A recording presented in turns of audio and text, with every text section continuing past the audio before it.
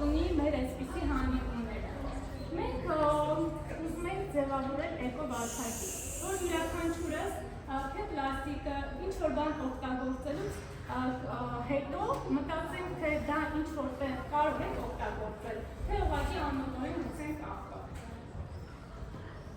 Ու երկրորդը դա դեպի թափոնը տեսակավորելու մշակույթն է։ Սկզբում, երբ որ մենք նոր էինք սկսում, այդ գործընթացը շատ բարդ էր, որովհետև շատ մարդիկ չգիտեին, թե որն է վերամշակելի խումբ, որը ոչ, որը ինչպես հավաքեն, ինչպես տեսակավորեն։ Դա մենք մեր այսինք տարիների ընթացքում սովորեցրել ենք ու հիմա ես ձեզ սովորեցրենք։ Այս լուսանկարները արված են Հայաստանի ու Երևանի աղբավայրերից։ Ուզում եմ տեսնեք, որ ինչ վիճակ է մեր աղբավայրերում ու եթե լիներ աղբի տեսակավորումը, սա չէր լինի, որովհետև ոնց տեսնում ենք, այստեղ պոլիէթիլենային տոպրակներ են, պլաստիկ է, փուստ է, օրգանական թափոն է, այս ամեն ինչը եթե բոլորս տեսակավորենք, դա այս տեսքով չի հասնի մեր աղբանոցներ։ Սա իրական նկարներ են Սովետաշենի աղբանոցից։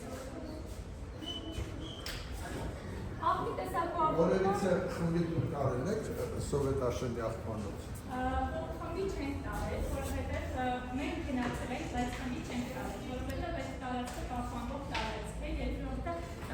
հիմնականում այս ամառվա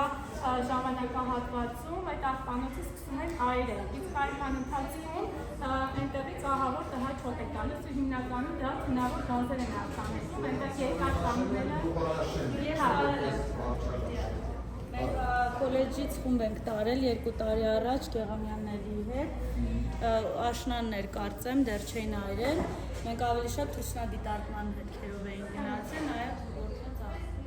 ու այնտեղ երկար կանգնելն էլ անհնար է, որովհետև այս սեզոնին սկսում են այրել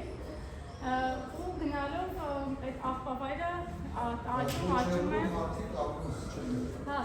ոչ հեռու չէ, շատ մոտիկ ճանապարհ անցնում ես արդեն տներ կան։